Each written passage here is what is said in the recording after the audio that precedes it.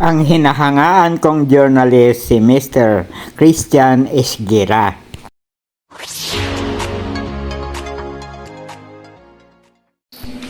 Tapos diba, walang role doon ni ni Bato senador at saka tagapagtanggol ng sarili at saka ng drug war.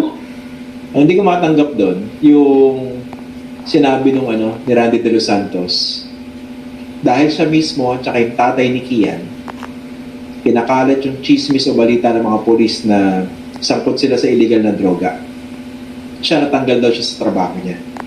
Tapos nung yun yung kanilang depensa. Kung bakit... Correct.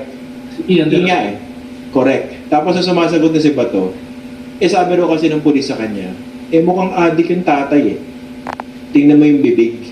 Tingnan mo yung ngipin. Sabi ko, kaya nung pinapanood ko, shock na shock ako, sabi ko, kawawa pala pag pangit ka rito, no? Kung ganyan mag-isip yung chief ng Philippine National Police. Tatanggapin yung idea na adik ka o sangkot ka sa illegal na droga dahil sa itsura ng mukha mo. Wala yan sa hitsura, Mr. Esguera. Ang Cebu user, ganito ang mannerism.